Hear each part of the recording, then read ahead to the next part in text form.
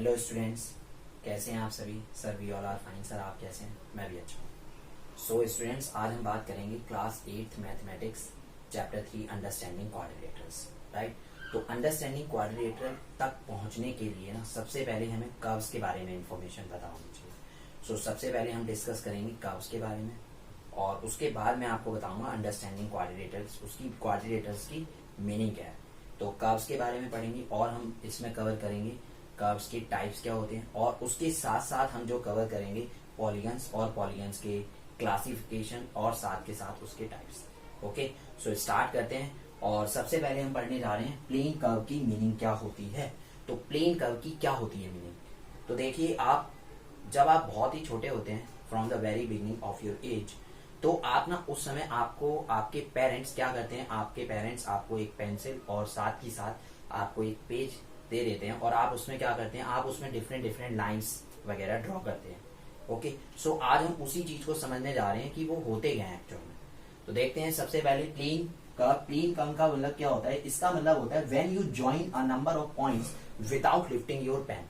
जब आप बहुत सारे नंबर ऑफ पॉइंट्स को जब आप बिना पेन उठाए जब आप उसको ज्वाइन कर देते हैं तो उससे हमें क्या मिलती है? प्लेन कर्व मिलती है। क्या मिलता है? हमें प्लेन कर्व मिलता है। तो यहाँ पर हमें क्या करना है, बहुत सारे पॉइंट्स को हमें बिना पेन उठाए ज्वाइन करना है, तो उससे हमें क्या मिल जाएगा? एक प्लेन कर्व मिल जाएगा। सर एग्जांपल देखो हमने क्या किया, ये देखो, ये काफी सारे पॉइंट्स मैंने कंसीडर किए और इन सबको बिना पेन उठाए, देख रहे हो आप, बिना पेन उठाए मैंने इन सभी को ज्वाइन कर दिया। तो इससे हमारा क्या मिल गया? इससे हमारी एक लाइन मिल गई, स्ट्रेट लाइन। तो स्ट्रेट लाइन यहाँ पर क्या है? एक प्लेन कर्व है। सर क्या सिर्फ और सिर्फ स्ट्रेट लाइन ही एक प्लेन कर्व होती है? क्या सर जिगजैग वाली लाइन, हम ऐसी भी लाइन बनाया करते थे, क्या ये प्लेन कर्व नहीं होती? यस, ये भी बेटा प्लेन कर्व होती है। क्या होती है? ये भी प्लेन कर्व होती है। सर क्यों बेटा? यहाँ पर प्लेन कर्व की मीनिंग क्या है? प्लेन कर्व की मीनिंग वो आपकी क्या है कि विदाउट लिफ्टिंग योर पेन, जब आप कोई भी शेप्स, कोई भी लाइन, कोई भी चीज आप ड्रॉ करें, बट क्या होना चाहिए? Without lifting your pen. आपको अपना पेन नहीं उठाना, बिना पेन उठाए आपको कोई भी लाइन या किसी भी तरीके की आपको ड्रॉ करनी है लाइन, तो उस लाइन को हम क्या कहेंगे? उस लाइन को हम प्लेन कर्व करेंगे। तो स्ट्रेट लाइन भी हमारी क्या होगी? प्लेन कर्व होगी और उसके साथ साथ ये टेढ़ी मेढ़ी लाइन भी हमारी प्लेन कर्व होगी। हाँ सर, हो गया क्लियर? ओके बेटा, ओके। तो याद रखना हमेशा, अगर हम बात करते हैं ना स्ट्रेट कर्व लाइन, तो कर्व लाइन का हमारे माइंड में ना सबसे पहले एक ही पॉइंट आता है कि जो टेढ़ी मेढ़ी लाइन है वही कर्व लाइन है, but this is not correct. ठीक है, तो ये स्ट्रेट लाइन भी क्या है? एक प्लेन कर्व है और ये जिगजैग वाली जो लाइन है वो भी हमारी क्या है? वो भी एक प्लेन कर्व है। ओके, उसके बाद अब हम बात कर लेते हैं टाइप्स ऑफ प्लेन कर्व की। टाइप्स ऑफ कर्व की अब हम बात कर लेते हैं। कर्व में कौन कौन से टाइप्स होते हैं? तो सबसे पहले होता है सिंपल क्लोज कर्व। क्या होता है? Simple close curve. तो सिंपल क्लोज कर्व क्या होता है? The shapes are closed by line segment और बाय अ कर्व लाइन। ऐसी शेप्स जो कि लाइन सेगमेंट से या फिर कर्व लाइन से, जो लाइन सेगमेंट से या फिर कर्व लाइन से, दोनों से, टेढ़ी मेढ़ी लाइनों से और लाइन सेगमेंट से, ठीक है, दोनों लाइनों से जब वो क्या हो, वो फिगर क्लोज हो, तो उन फिगर्स को हम क्या कहेंगे? सिंपल क्लोज कर्व कहेंगे। सर एग्जांपल देखिए, जैसे आपने क्या बनाया होगा, कभी ना कभी स्क्वायर बनाया होगा, राइट? तो वो जो स्क्वायर होता है वो क्या होता है? वो सिंपल क्लोज कर्व है। ठीक है, ये कौन सी लाइनों से मिलकर बन रहा है? ये स्ट्रेट लाइन से मिलकर बन रहा है। ठीक है, ये आप देख रहे हो ना, ये कहीं पर भी एक दूसरे को क्रॉस नहीं कर रहा है। ओके, उसके बाद देखो आपने क्या किया होगा, आपने ट्रायंगल भी बनाया होगा। तो ट्रायंगल जब आप बनाते हो तो यहाँ पर भी क्या करते हो? ये देखो, बिना पेन उठाए ये ट्रायंगल बन रहा है, राइट? और ये क्या है? ये क्लोज कर्व है, क्योंकि आप देख रहे हैं ये ऐसी शेप्स है जिसको हम स्ट्रेट लाइन से क्लोज कर रहे हैं। ओके, उसके बाद अगर हम बात करें सर्कल की, तो सर्कल भी क्या होता है? सर्कल भी एक क्लोज शेप होती है, एक क्लोज कर्व है। क्यों है? क्योंकि ये भी क्या है? ये भी देख रहे हो आप, चारों तरफ से बंद है और कहीं पर भी आप रखोगे ना पॉइंट, तो आप लेफ्ट और यहां से सपोज करो यहाँ पे आपने पॉइंट रखा और आपने यहाँ से स्टार्ट किया चलना और आप क्या करते हो? आप यहीं पर आकर एंड कर देते हो। तो क्लोज कर्व क्या होती है? क्लोज कर्व का मतलब ये भी आप कह सकते हो कि जहां से आप स्टार्ट करते हो ना, वापस उसी पॉइंट पर आ जाते हो, तो वो क्या होती है? वो एक क्लोज कर्व होती है। इसी तरीके से सपोज करो आप यहाँ पर है और आपने यहाँ से चलना स्टार्ट किया और ये देखो, ये आपने मूव करते हुए ये आप यहाँ पर वापस क्या कर रहे हो? आप यहीं पर ही आ जा रहे हो, तो ये क्या है? ये है क्लोज कर्व। ठीक है ना? इसी तरीके से आप यहाँ पर भी देख सकते हैं। और ये जो ओवल होता है, ये भी क्या होता है? ये भी एक क्लोज कर्व होती है। तो क्लोज कर्व की मीनिंग क्लियर हो गई है? Yes sir. तो क्लोज कर्व का मतलब क्या है? एक ऐसी शेप जो कि क्या हो? क्लोज हो लाइन से, लाइन सेगमेंट से या फिर कर्व लाइन से। ये दोनों हमारी कर्व लाइन से हैं, ये दोनों क्या है? स्ट्रेट लाइन से। क्लियर? सो अब हम बात करते हैं सिंपल कर्व की। सिंपल कर्व का मतलब क्या होता है? It is a curve that does not cross itself. एक ऐसा कर्व जो क्या ना करे, जो क्रॉस ना करे, ठीक है, उसे हम क्या कहेंगे? उसे हम सिंपल कर्व कहेंगे। फॉर एग्जाम्पल देखिए, आपने क्या किया? आपने एक इस तरीके की शेप बनाई, तो ये क्या है? It is a curve that does not cross itself. क्या इसने अपने आप को क्रॉस किया? नहीं किया ना। तो ये क्या होगी? ये हमारी एक सिंपल कर्व कहलाएगी, राइट। इसी तरीके से हमने देखी, हमने क्या किया? ये एक शेप बनाई। क्या इस शेप ने क्या एक दूसरे को क्रॉस किया? नहीं। तो ये इसलिए क्या है? ये भी हमारी एक सिंपल कर्व है। उसके बाद मैंने क्या किया? उसके बाद मैंने ये सर्कल बनाया। क्या किया? एक सर्कल बना दिया। सर ये तो सिंपल क्लोज कर्व था। हाँ, ये इसमें भी आएगा, सिंपल कर्व में भी आएगा ये, ठीक है ना, क्योंकि ये भी तो यहाँ पर एक दूसरे को क्रॉस नहीं कर रही है। तो ऐसी सारी शेप्स जो क्या करें? जो क्रॉस ना करें, चाहे वो ओपन हो चाहे वो क्लोज हो, ठीक है, चाहे वो ओपन हो या फिर वो क्लोज हो, बस उसमें जो नेसेसरी कंडीशन है वो क्या है? कि वो क्रॉस नहीं करनी चाहिए। क्या नहीं करनी चाहिए? क्रॉस नहीं करनी चाहिए। तो उसे हम क्या कहेंगे? उसे हम सिंपल कर्व कहेंगे। ओके सर, क्लियर है। उसके बाद नेक्स्ट क्या है? नेक्स्ट है हमारा not a simple curve. Not a simple curve का मतलब क्या है? ऐसा कर्व जो कि क्रॉस कर जाए, जो क्या कर जाए? क्रॉस कर जाए अपने आप को, उसे हम क्या कहेंगे? उसे हम नॉट अ सिंपल कर्व कहेंगे। फॉर एग्जाम्पल ये देखिए, ये मैंने एक ऐसी शेप बनाई जो क्या कर गई है? यहाँ पर क्रॉस कर गई है। तो इसे हम क्या कह रहे हैं? इसे हम कह रहे हैं नॉट अ सिंपल कर्व। इसी तरीके से ये देखिए, मैंने यहाँ पर एक इस तरीके की शेप बना दी, तो ये भी क्या कर रही है? ये भी यहाँ पर क्रॉस कर रही है। तो इसका मतलब क्या है? ये भी क्या है? सिंपल कर्व नहीं है, not a simple curve. Clear हो गया? तो क्लोज कर्व का मतलब क्या है? सिंपल क्लोज कर्व का मतलब है कि यहाँ पर सिर्फ और सिर्फ क्लोज शेप आएंगी, राइट, चाहे वो लाइन सेगमेंट से बनी हो या फिर ये कर्व लाइन से बनी हो। उसके बाद सिंपल कर्व में क्या आएगा? सिंपल कर्व में ओपन शेप भी आ जाएगी और क्लोज शेप भी आ जाएगी। बट इसमें क्या होना चाहिए? बट इसमें ये होना चाहिए कि वो एक दूसरे को क्रॉस नहीं करनी चाहिए, और अगर क्रॉस कर गई तो वो नॉट अ सिंपल कर्व होंगी। क्या होंगी वो? Not a simple curve. और ओपन कर्व क्या होते हैं? ओपन कर्व में वो कर्व आते हैं जो क्या हो? क्लोज ना हो, ठीक है। फॉर एग्जाम्पल ये देखिए, ये हमारी एक ओपन कर्व है, ये भी क्या है? ये भी हमारी एक ओपन कर्व है, राइट। ये भी क्या है? ये भी एक ओपन कर्व है। तो ये सारे के सारे क्या है? ये सारे के सारे ओपन कर्व है। क्लियर है आप सभी को? हाँ सर। तो यहाँ पर हमने क्या देखा? हमने देखा कि सबसे पहले प्लेन कर्व क्या होती है, ठीक है, प्लेन कर्व की मीनिंग पढ़ी, चाहे वो स्ट्रेट लाइन हो चाहे वो जिगजैग लाइन हो, उसे हम प्लेन कर्व ही कहते हैं। उसके बाद नेक्स्ट हमने उसके टाइप्स पढ़ लिए कि सिंपल क्लोज कर्व क्या होता है, नॉट अ सिंपल कर्व क्या होता है, सिंपल कर्व क्या होता है और ओपन कर्व क्या होता है। अब हम इसका एक देखते हैं क्वेश्चन जो एनसीईआरटी के एग्जाम्पल में दिया हुआ है, फिर उसके बाद हम पॉलीगन के बारे में डिस्कस करने जा रहे हैं। एक एग्जाम्पल है एनसीईआरटी में गिवन है, तो जो कि किस पर बेस्ड है? जो कि कर्व पर बेस्ड है, कर्व और उसके टाइप्स पर। तो देखते हैं जरा।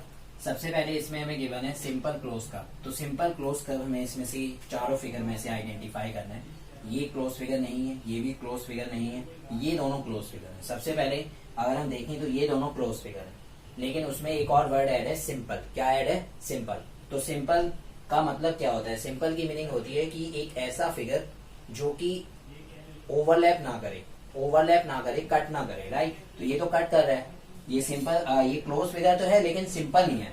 तो दैट्स मीन्स इसका आंसर हमारा क्या आ जाएगा? इसका आंसर सिर्फ और सिर्फ ये होगा, ठीक। Okay sir. उसके बाद देखिए नेक्स्ट क्या है। तो नेक्स्ट है हमारा एक close curve that is not simple. अब एक क्लोज कर्व में लेना है जो कि सिंपल नहीं है। तो क्लोज कर्व तो हमारे पास 2 है। क्लोज कर्व हमारे पास एक ये है, एक ये है, ठीक, राइट। ये भी क्लोज है, ये भी क्लोज है, ये दोनों तो ओपन है, तो इनको हटा दो। एक close curve that is not simple. अब वो सिंपल नहीं होना चाहिए। तो देखो ये तो सिंपल है और ये क्या है? ये सिंपल नहीं है, तो इसका ऑप्शन ये हो जाएगा। अब उसके बाद नेक्स्ट क्या है? Simple curve that is not close. अब हमें बात करनी है सिंपल कर्व की जो कि क्लोज नहीं है। तो सिंपल कर्व देखो ये दोनों तो है नहीं, राइट, ये दोनों सिंपल कर्व नहीं है, तो ये दोनों तो रिमूव हो गए। अब बचा ये और ये। क्या ये सिंपल कर्व है? यस, ये सिंपल कर्व है। तो simple curve that is not closed, साथ ही साथ क्या बोला हुआ है? क्लोज नहीं होना चाहिए। तो तो ये दोनों हमारे सिंपल कर्व है, लेकिन ये क्लोज्ड है और ये ओपन है, तो इसलिए ये हमारा सिंपल कर्व हो जाएगा। बताया था ना मैंने, सिंपल कर्व वो कर्व होता है जो ओवरलैप ना करे बस। तो ये भी हमारा सिंपल कर्व है, ये भी हमारा सिंपल कर्व है, लेकिन ये क्या है, ये क्लोज है, तो उसमें हमें क्लोज का नहीं बताना, तो इसलिए हमने सिर्फ ओपन की बात करी है वहां। उसके बाद है नॉट अ सिंपल कर्व, जो सिंपल कर्व ही नहीं है। तो सिंपल कर्व कौन कौन सा नहीं है, एक ये सिंपल कर्व नहीं है, एक ये सिंपल कर्व नहीं है, क्योंकि ये दोनों के दोनों क्या कर रहे हैं, ओवरलैप कर रहे हैं। राइट, क्लियर हो गया। तो हमने क्या किया, हमने सबसे पहले कर्व्स के बारे में डिस्कस किया, उसके टाइप्स के बारे में, और उसके बेस पर अब ये क्वेश्चन कर लिया। अब बात करते हैं नेक्स्ट पॉलीगन की। सो स्टूडेंट्स, अब हम बात करते हैं पॉलीगन की। तो पॉलीगन क्या होता है, पॉलीगन की मीनिंग क्या होती है, एक ऐसा सिंपल कर्व। अब सिंपल कर्व हमारे क्या होते हैं, जो कि एक लाइन सेगमेंट से बनते हैं या फिर कर्व लाइन से बनते हैं, दोनों से बनते थे। लेकिन यहाँ पर क्या है, यहाँ पर बात करेंगे हम सिर्फ और सिर्फ एक ऐसा सिंपल कर्व जो कि मेड अप होगा किससे, ओनली लाइन सेगमेंट से। राइट, तो एक ऐसा कर्व, एक ऐसा सिंपल कर्व जो कि लाइन सेगमेंट से बनेगा, ओनली लाइन सेगमेंट से बनेगा, उसे हम क्या कहेंगे, उसे हम पॉलीगन कहेंगे। तो कोई भी कर्व हो, सिंपल कर्व होना चाहिए, और उसके साथ साथ वो किससे बना होना चाहिए, लाइन सेगमेंट से बना होना चाहिए, उसे हम क्या कहेंगे, उसे हम पॉलीगन कहेंगे। तो जैसे मैं आपको सपोज करो कुछ एग्जांपल देता हूँ, जैसे ये है, क्या ये पॉलीगन है, तो यस ये पॉलीगन है। क्यों है ये पॉलीगन, क्योंकि ये लाइन सेगमेंट से बना है, और एक ये क्लोज कर्व है। इसके लिए दो कंडीशन होनी चाहिए, एक क्लोज कर्व होना चाहिए और साथ ही साथ वो लाइन सेगमेंट से बना होना चाहिए। राइट, उसके बाद देखिए क्या ये पॉलीगन है, तो यस ये भी एक पॉलीगन है, क्योंकि ये क्लोज कर्व है और साथ ही साथ किससे बना है, लाइन सेगमेंट से बना है। राइट, क्या ये सिंपल कर्व है, देखिए क्या ये सिंपल कर्व है, सॉरी क्या ये पॉलीगन है, तो ये पॉलीगन नहीं है। ये पॉलीगन क्यों नहीं है, क्योंकि ये क्लोज नहीं है। राइट, क्लोज नहीं है इसलिए ये पॉलीगन नहीं है। तो दो कंडीशन फुलफिल होनी चाहिए, पहली कंडीशन कि वो क्लोज होना चाहिए, दूसरी कंडीशन उसमें लाइन सेगमेंट होनी चाहिए। तो क्या ये पॉलीगन है, देखिए क्या ये पॉलीगन है, सर्कल। सर्कल क्या पॉलीगन होता है, तो आंसर है no, circle is not a polygon, क्योंकि ये क्लोज फिगर तो है, बट क्या है, ये लाइन सेगमेंट से नहीं बना हुआ है। ये किससे बना हुआ है, ये कर्व लाइन से बना हुआ है, इसलिए क्या है ये, इसलिए ये पॉलीगन नहीं है। क्लियर हो गया, हाँ सर। तो आपने देखा कि पॉलीगन क्या होता है, और पॉलीगन की कौन कौन सी फिगर्स हैं जो उसमें कंसीडर होंगी, और कौन कौन सी फिगर्स उसमें कंसीडर नहीं की जाएंगी। उसके बाद अब हम बात कर लेते हैं क्लासिफिकेशन ऑफ पॉलीगन। तो पॉलीगन को हमने नंबर ऑफ साइड्स के बेसिस पर उसको क्लासिफाई किया हुआ है।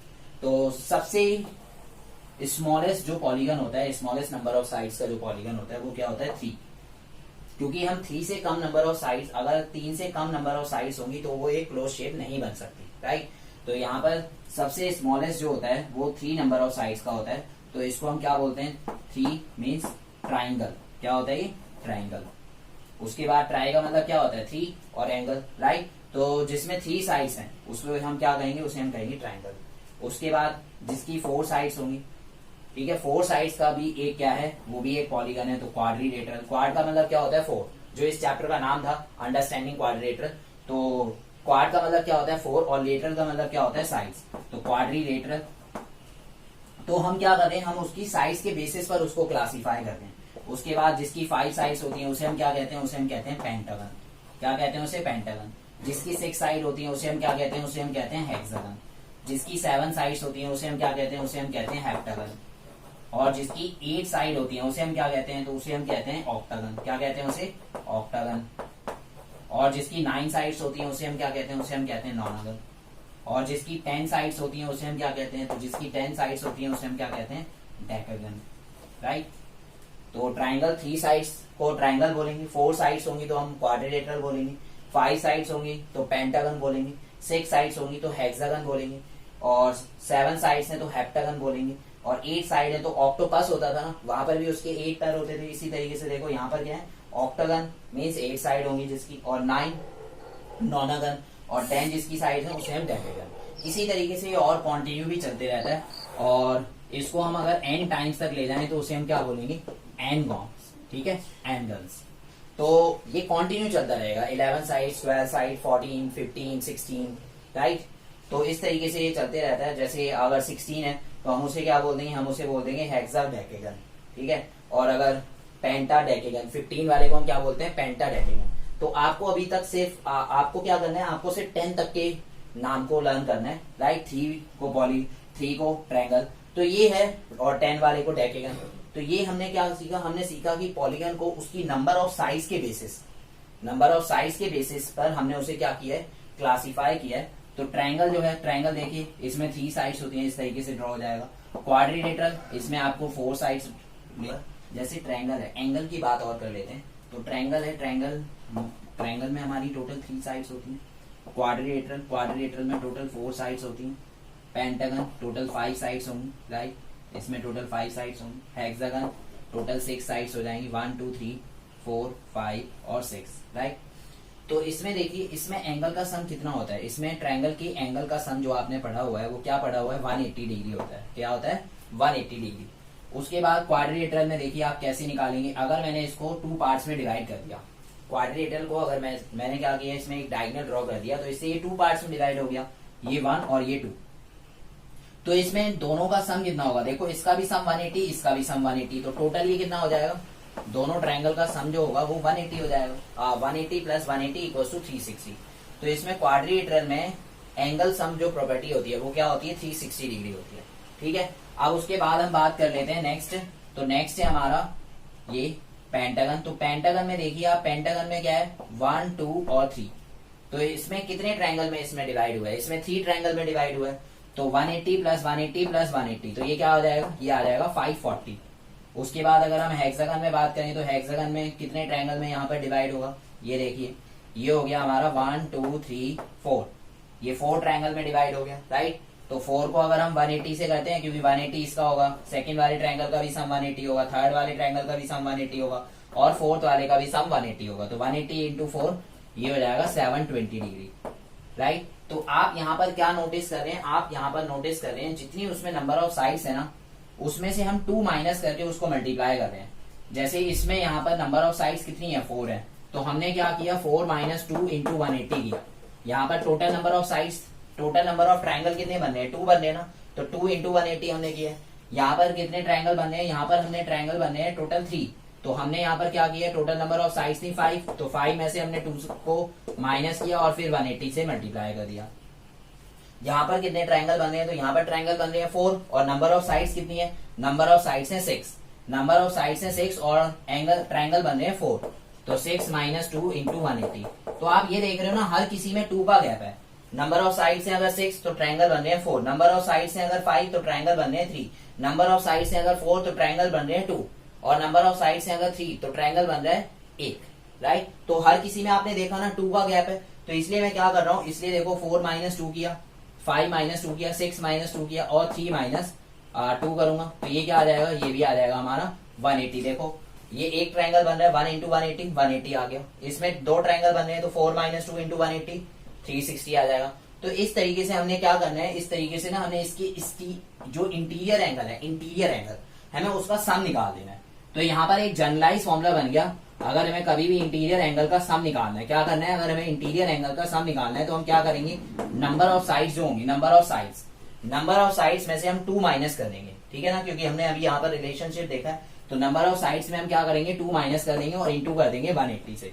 तो ये क्या आ जाएगा, ये आ जाएगा हमारा इंटीरियर एंगल का sum, interior angle of a polygon.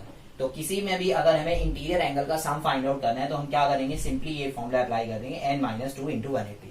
तो अगर आपको सपोज करो आपको ये पता लगाना है कि जो डेकेगन है, डेकेगन में इंटीरियर एंगल का सम कितना होता है, तो आप क्या करेंगे, नंबर ऑफ साइड्स कितनी होती है 10, तो 10 माइनस 2 इंटू 180, राइट। तो ये क्या आ जाएगा, 18 को ये 8 आ गया, 8 से मल्टीप्लाई कर दो, ठीक है, तो ये आ जाएगा 1440 डिग्री। क्या आ जाएगा, 1440 डिग्री, 1440 डिग्री।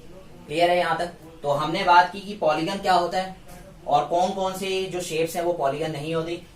जो लाइन सेगमेंट से बनेंगे ना सिर्फ वही पॉलीगन होंगे, जो कर्व लाइन से बनेंगे वो पॉलीगन नहीं होंगे, और क्लोज शेप होनी चाहिए साथ के साथ। फिर हमने उसके टाइप क्लासीफाई देख लिए कि 3 है तो उसको ट्रायंगल कहेंगे, 4 है तो क्वाड्रिलेटरल कहेंगे, ये क्लियर। फिर उसके बाद हमने देखा कि अगर हमें इंटीरियर एंगल का सम निकालना है, क्या निकालना है, इंटीरियर एंगल का सम, तो हम वो कैसे निकालेंगे। तो अब हम नेक्स्ट टॉपिक करते हैं टाइप्स ऑफ। सो स्टूडेंट्स, अब हम बात करेंगे टाइप्स ऑफ पॉलीगन की। तो पॉलीगन्स को हमने कितने टाइप्स में डिवाइड किया हुआ है। सबसे पहला पार्ट है हमारा जो है convex polygon, next one is concave polygon, and next one is regular polygon and irregular polygon. तो टोटल यहाँ पर 4 पार्ट्स में डिवाइड किया गया। सबसे पहले अगर हम बात करें कन्वेक्स पॉलीगन की, तो कन्वेक्स पॉलीगन वो पॉलीगन होता है जिसके डायगनल इनसाइड द फिगर लाई करें, ठीक है ना, जिसके डायगनल इनसाइड लाई करते हैं, no portion of their diagonal in their exterior, जिसका कोई भी पोर्शन, डायगनल का कोई भी पोर्शन बाहर ना आए, कहाँ आए, इंटीरियर पार्ट में आए, उसे हम क्या कहते हैं, उसे हम कहते हैं कन्वेक्स पॉलीगन। और आप दूसरे वर्ड्स में आप इसे क्या कह सकते हैं कि जिसका एंगल लेस देन 180 हो, जिसका कोई भी एक एंगल अगर 180 से कम होता है तो उसे हम क्या कहते हैं, उसे हम कन्वेक्स पॉलीगन कहते हैं। फॉर एग्जाम्पल देखिए, जो आपने यहाँ पर ये पढ़ा हुआ ना क्वाड्रिलेटरल में क्या है, यहाँ पर आप देखेंगे तो इसके सारे के सारे एंगल, जो स्क्वायर हो गया या रेक्टेंगल हो गया, इसके सारे के सारे एंगल ये यहाँ पे आप जो देख रहे हैं वो क्या है, 180 से कम है। और अगर हम इसके डायगनल बात करें, डायगनल तो इसके इंटीरियर में लाई कर रहे हैं, तो इसलिए क्या है, ये कन्वेक्स क्वाड्रिलेटर, कन्वेक्स क्या है, कन्वेक्स पॉलीगन है। उसके बाद अगर हम और किसी डायग्राम की बात कर लें, अगर हम ट्रायंगल की बात कर लें, तो ट्रायंगल भी क्या है, ट्रायंगल भी एक कन्वेक्स पॉलीगन है। क्यों है, क्योंकि इसके ईच एंड एवरी एंगल जो है ना वो 180 से कम है। क्या है ये, 180 से कम है, तो इसलिए हम इसे भी क्या कहेंगे, इसे भी हम कन्वेक्स पॉलीगन कहेंगे। और अगर हम डायगनल की बात करें, क्योंकि यहाँ पर डायगनल वाली प्रॉपर्टी तो अप्लाई हो नहीं पाएगी, तो अगर हम और किसी पॉलीगन की बात करें, सपोज करो हम पेंटागन की बात कर रहे हैं, तो हमने यहाँ पर एक पेंटागन बनाया, ठीक है, और इसमें आप क्या देख रहे हैं, इसमें आप देख रहे हैं कि जो भी कोई भी एंगल है, कोई भी एंगल जो है वो क्या है, वो 180 से ज्यादा नहीं है। और अगर हम यहाँ पर डायगनल ड्रॉ करें, ये देखिए, ये हमने डायगनल ड्रॉ किया, इंटीरियर में ही लाई कर रहा है, ये भी हमने ड्रॉ किया, ये भी इंटीरियर में ही लाई कर रहा है, तो ये सारे के सारे हमारे क्या कहलाएंगे, कन्वेक्स पॉलीगन कहलाएंगे। अब हम बात करें अगर कनकेव की, तो कनकेव क्या होता है, जो उसका पोर्शन ऑफ डायगनल्स होता है ना, वो आउटसाइड लाई करना चाहिए। कहाँ लाई करना चाहिए, आउटसाइड द फिगर, ओके। या फिर उसका कोई भी एक एंगल जो होता है ना, कोई भी एक एंगल वो ग्रेटर देन 180 होता है, इसमें लेस देन 180 होता है, इसमें ग्रेटर देन 180 होता है। जैसे देखिए, ये मैं आपके सामने एक फिगर बना रहा हूँ, ये मैंने जो फिगर बनाई है, अगर मैं इसमें डायगनल ड्रॉ करने लग जाऊं, तो इसका एक डायगनल आप देख रहे हैं यहाँ पर लाई करेगा, ये है इसका एक डायगनल, तो आउटसाइड द फिगर है, क्योंकि इसका एक डायगनल आउटसाइड द फिगर लाई कर रहा है, दैट्स मीन्स क्या है, दैट्स मीन्स ये कनकेव पॉलीगन है। क्या है ये, कनकेव पॉलीगन है। और दूसरी बात, अगर हम बात करें, यहाँ पर देखिए, यहाँ पर जो एंगल है, ये आपको सारे एंगल 180 से कम लग रहे हैं, लेकिन ये जो एंगल बना रहा है, देखो यहाँ पर टोटल 360 डिग्री का एंगल होता है, सर्कल अगर बनता है तो 360 आता है, तो आप देखिए यहाँ पर ये जो वाला पार्ट है ना, ये बहुत ही कम है, और ये जो एंगल है ये 180 से ज्यादा हो रहा है। कितने, क्या हो रहा है, ये 180 से ज्यादा हो रहा है, तो इस केस में ये क्या होगा, ये इस केस में हमारा कनकेव पॉलीगन कहलाएगा, क्योंकि इसका एक एंगल, कोई भी एक एंगल अगर 180 से ज्यादा हो तो उसे हम कनकेव पॉलीगन कहते हैं। या फिर हम ऐसा कह सकते हैं कि कोई भी उसका डायगनल अगर आउटसाइड द बाउंड्री लाई कर रहा है, दैट्स मीन्स वो क्या है, कनकेव पॉलीगन है, ओके। एक और एग्जांपल अगर आप देखेंगे, तो यहाँ पर ये भी देख सकते हैं, ये देखिए, ये मैंने यहाँ पर एक और पॉलीगन बनाया, कनकेव पॉलीगन, और इसमें क्या है, ये देखिए, ये एंगल 180 से कम है, ये भी कम है, ये भी कम है, लेकिन ये जो एंगल है ये क्या है, ये 180 से ज्यादा है। अगर आप देखेंगे ना, तो ये एंगल 180 से ज्यादा आ रहा है, तो इसका मतलब क्या है, ये हमारा कनकेव, क्या है, कनकेव पॉलीगन है। और साथ ही साथ अगर आप इसमें भी डायगनल देखेंगे, तो इसमें भी क्या आ रहा है, डायगनल आउटसाइड द बाउंड्री लाई कर रहा है, दैट्स मीन्स ये भी कनकेव पॉलीगन है। क्लियर है। तो कन्वेक्स क्या होता है, जिसके डायगनल इंटीरियर में लाई करें, कनकेव क्या होता है, जिसके डायगनल आउटसाइड द बाउंड्री लाई करें, और जिसका एंगल क्या हो, 180 से ग्रेटर हो, और अगर जिसका एंगल 180 से कम है, कोई भी एक एंगल अगर 180 से कम है, तो वो कन्वेक्स होने चाहिए। सारे के सारे, सॉरी, इसमें सारे के सारे एंगल क्या होने चाहिए, 180 से कम होने चाहिए, ओके। अब हम बात कर लेते हैं रेगुलर की और इर्रेगुलर की। तो रेगुलर पॉलीगन क्या होता है, जिसकी सारी साइड्स और सारे एंगल इक्वल हो, जितनी भी नंबर ऑफ साइड्स है ना, अगर उसकी सारी साइड्स और सारे एंगल अगर इक्वल हैं, तो उसे हम क्या कहेंगे, उसे हम रेगुलर पॉलीगन कहेंगे। तो अगर सारी साइड्स इक्वल होती हैं तो उसे हम क्या कहते हैं, इक्विलेटरल। आपने पढ़ा भी हुआ है इक्विलेटरल ट्राइंगल, ओके। और जिसके सारे एंगल इक्वल होते हैं उसे हम क्या कहते हैं, इक्विलेटरल, क्योंकि वहां पे साइड्स की बात होती है तो लेटरल आ जाता है, यहाँ पर एंगल की बात होती है तो इक्विएंगुलर आ जाता है। तो जो इक्विलेटरल हो और इक्विएंगुलर हो, उसे हम क्या कहेंगे, उसे हम रेगुलर कहेंगे। या सिंपल सी बात, अगर आपको ये वर्ड्स नहीं याद हो रहे ना, तो आप सिंपल सा याद रखते हैं, जिसकी सारी साइड्स और सारे एंगल इक्वल होते हैं उसे हम क्या कहते हैं, उसे हम रेगुलर पॉलीगन कहते हैं, सिंपल। तो आपने सबसे पहला जो रेगुलर पॉलीगन पढ़ा हुआ है वो क्या पढ़ा हुआ है, वो पढ़ा हुआ है आपने इक्विलेटरल ट्राइंगल। क्या पढ़ा हुआ है, इक्विलेटरल ट्राइंगल। इक्विलेटरल ट्राइंगल क्या होता है, जिसकी सारी साइड्स और सारे एंगल इक्वल होते हैं, राइट। उसके बाद आपने नेक्स्ट क्या पढ़ा हुआ है, स्क्वायर। जिसकी चारों साइड्स इक्वल होगी, जिसकी 4 साइड्स इक्वल हैं और 4 के 4 एंगल भी इक्वल हैं, तो हम उसे क्या कहेंगे, उसे हम कहेंगे रेगुलर क्वाड्रिलेटरल और उसका नाम क्या है, स्क्वायर, राइट। तो जिसके 4 एंगल और 4 साइड्स इक्वल होती हैं, आपने पढ़ा होगा, तो उसको हम क्या कहते हैं, उसको हम स्क्वायर कहते हैं। तो अगर हम नेक्स्ट पॉलीगन की अगर बात करें तो नेक्स्ट पॉलीगन है इस तरीके का, अगर पॉलीगन बना हुआ है जिसकी 5 साइड्स हैं और ये सिंबल मेंशन है, तो इन सिंबल्स, ये सिंबल्स हमें क्या बताते हैं, ये सिंबल्स हमें बताते हैं कि ये 5 साइड्स जो है ना वो इक्वल हैं। तो इसका नाम अब इस तरीके से कोई स्पेशलाइज नहीं है, इक्विलेटरल ट्रायंगल या फिर स्क्वायर, इसको हम बोलेंगे रेगुलर पेंटागन। क्या बोलेंगे, रेगुलर पेंटागन। उसके बाद अगर इस तरीके का पेंटागन बना हुआ है और जिसमें ये चीज मेंशन नहीं है, राइट, तो ये इसका मतलब क्या होगा, इसका मतलब ये होगा कि इसकी सारी साइड्स अनइक्वल है। तो अगर साइड्स अनइक्वल हैं और एंगल भी इक्वल नहीं है, दैट्स मीन्स वो क्या कहलाएगा, इरेगुलर। तो इरेगुलर का मतलब क्या होता है, इरेगुलर का मतलब होता है ऐसे पॉलीगन जो कि रेगुलर नहीं है। ऐसे पॉलीगन जो रेगुलर नहीं होते वो इरेगुलर पॉलीगन होते हैं। या फिर आप ये कह सकते हो कि जिसकी सारी साइड्स इक्वल ना हो और एंगल इक्वल ना हो, उसको हम क्या कहेंगे, इरेगुलर पॉलीगन कहेंगे। तो आइसोसेलेस ट्रायंगल जो होता है वो पार्ट होता है इरेगुलर पॉलीगन का, क्योंकि इसकी सारी साइड्स, तीनों साइड्स इक्वल नहीं होती, 2 साइड्स इक्वल होती हैं। उसके बाद है रेक्टेंगल। रेक्टेंगल क्या होता है, रेक्टेंगल भी हमारा एक इरेगुलर पॉलीगन होता है जिसकी 2 साइड्स इक्वल होती हैं। क्या होती है, जिसकी 2 साइड्स इक्वल होती हैं, तो हम उसे क्या कहते हैं, हम उसे इरेगुलर पॉलीगन कहेंगे। तो क्लियर है, यहाँ तक हमने डिस्कस किया टाइप्स ऑफ पॉलीगन के बारे में। कन्वेक्स हो गया, जिसका एक एंगल लेस देन 180 डिग्री हो, सारे एंगल, सॉरी, इसके सारे एंगल क्या होने चाहिए, 180 से कम होने चाहिए। या फिर हम ये कह सकते हैं कि इसके डायगोनल इंटीरियर पार्ट में लाई करेंगे, ठीक है। कनकेव पॉलीगन क्या होता है, जिसका कोई भी एक एंगल 180 से ग्रेटर हो, या फिर डायगोनल जो होंगे वो एक्सटीरियर पार्ट में लाई करेंगे। और रेगुलर क्या होता है, जिसकी सारी साइड, सारे एंगल इक्वल हो। और इरेगुलर क्या होता है, जिसकी साइड्स इक्वल ना हो।